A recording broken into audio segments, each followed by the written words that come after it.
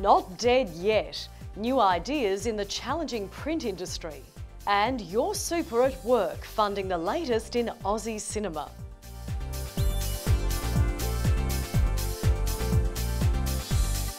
Welcome to Media Quarterly, a seasonal look at media trends brought to you by your and my industry super fund, Media Super.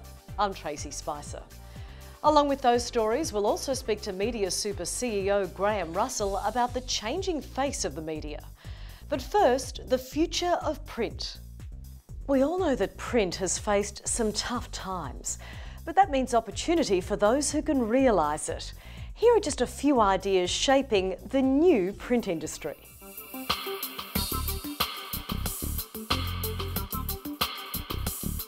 Look, print has been around for about 20 years now. We specialise in high street retail graphics, helping our customers to communicate with their customers via visual communications. Yes, the last 20 years there have been phenomenal changes, and I think that a lot of people think that it's just affecting their industry, whatever industry they might be in, and particularly in the printing industry, a lot of people are saying, really silly things like print is dead. Well, nothing could be further from the truth. The companies that are successful in the industry at the moment are those that understand the needs of their customers and are meeting those expectations. In some cases, they're doing that through traditional printed product, but in others, they're broadening their offering to new digital forms of communication. But ultimately, it's understanding and responding to the needs of the customer that is setting the successful firms apart. We had a customer come to us who asked us to print onto some unusual materials, for example, and the end result, 4 years later, after working with that customer, we're now, the only company in the world that's actually printing onto concrete using technology that we have developed. Another one has been embracing the internet. We created a whole new website called Poster Candy, going direct to market, direct to consumers, where the customer, they actually use their files to create their own home decor, and then we produce it and we ship it out to them in the home.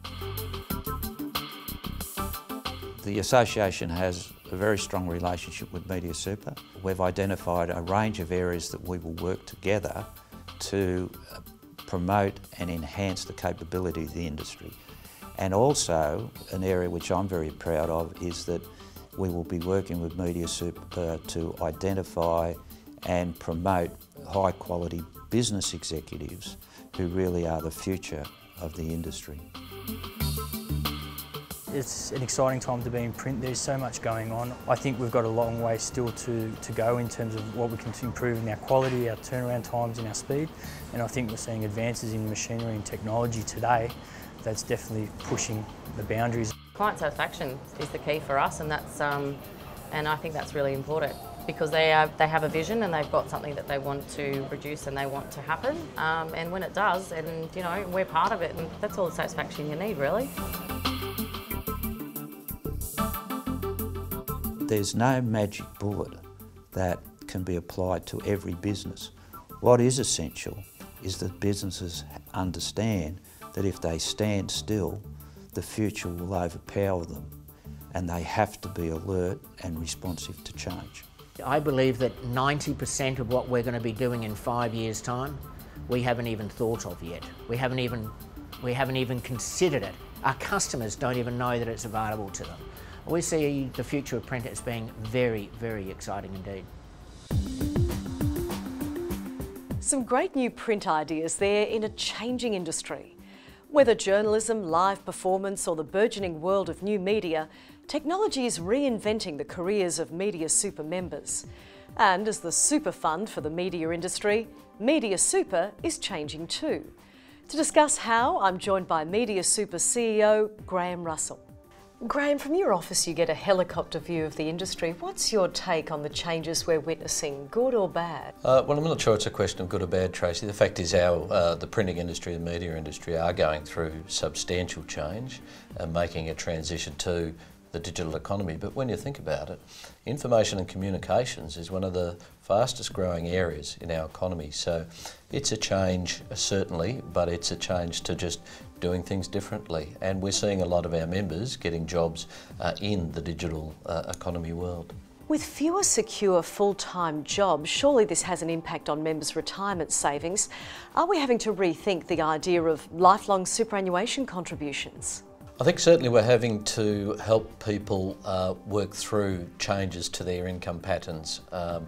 And through industry fund services, there's a financial planning service that's offered to our members, and we certainly encourage people to go and see financial planners to talk about things like when you are earning, maybe make additional contributions, or to help people access schemes like the government co-contribution scheme. And we're used to dealing with people with intermittent income because we do cover actors, after all, and also, freelance journalists, for example. So we're used to having that conversation with members. It just takes a bit more planning, I think. Women in media also have particular challenges. What super products are on offer to help with women, many of whom have interrupted career paths? Look, we're looking at that issue right now, in fact, and in a future conversation we might be able to say a bit more about that. We're looking at how what we call inactive accounts are structured, how fees apply, how the insurance continuation arrangements apply. So we'll probably come back at a later date on that. We, with other industry funds, have been very active in the campaign to try and convince the federal government to keep the low-income super contribution scheme, which we know from our own research has particularly benefited women. And finally, as you know, the government's looking at a paid parental leave scheme. We're hoping that the final design of that will include super contributions, so women and men on paid parental leave will be able to keep up their super contributions and continue their saving. Beyond its financial services, what is Media Super offering for the future of this ever-changing industry? Mainly what we do is support those who are leading the industry through change. So that's the industry associations, the major employers and the trade unions who are involved in our industry, and we work very closely with all of them. We support things like the Future Leaders in Print Awards, like the Future Print Program. We've got some involvement with that. We support women in media, women in print, and a whole range of aspects that celebrate, the best of our industries. We're a major sponsor of the Walkley Awards, for example. Finally, Graham, what do you see as the biggest challenge for the industry in keeping pace with all of these changes around us? Look, I think the main thing is that people understand that change is upon us and that we just need to deal with it. And we need to get in front of the changes and be driving them rather than let them, roll over the top of us. And certainly that's the attitude we take in the Super Fund, and that's why we're out and very active participants in our industries, helping them through the change process. Graham, thanks very much for your time. Thank you. Now to your funds at work. To grow your retirement savings, Media Super invests in a range of different vehicles: shares, bonds, property and major local projects. This means your savings are not just sitting in a bank, but are actively helping the Australian economy by providing much needed capital. One of these investments is the local film industry, where Media Super is helping Aussie movies like The Rover to make it to opening night. As a superannuation fund operating in the media sector, we've long thought about how we might be able to assist the sector while assisting our members. We were wanting to support the film industry in particular, but it's quite a difficult industry to manage and also to make any money out of. And so we went out to the marketplace to see who was best positioned to help us in that regard. Fulcrum emerged as clearly the ones that we wanted to be involved with. Fulcrum Media Finance is a private lender that specialises in film and television financing. Our objective is essentially to help the film and television sector within Australia and internationally. The Media Super funding is the predominant part of our investment mix. Most of the money that we have in terms of going into the industry we try and utilise the Media Super funds as much as we can. Why it's been very attractive for us is this. The Commonwealth Government, both parties actually, because it's bipartisan, provides funding for films in a thing called the producer offset. So they provide about 40% of the total cost of making a film. The production company needs funding at the beginning to enable it to actually contribute the full amount that it needs to its budget and to make the production. We give them a loan, they complete the film.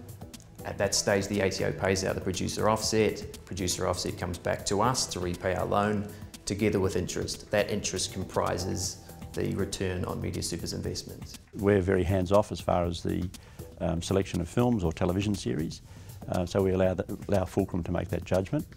We've been involved in a number of films, like The Railway Man, which is Colin Firth's quite famous film now, Wolf Creek 2, most recently The Rover. Your brother left you to die. That's what people do. You don't learn to fight, your death's going to come real soon.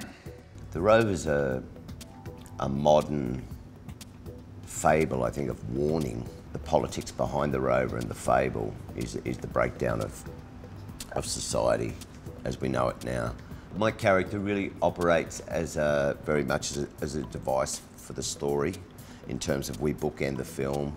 The three characters, Tawanda, Scoot and I, bookend the beginning of the film, the stealing of the car, and Guy and Robert's character coming to get that car back at the end of the film.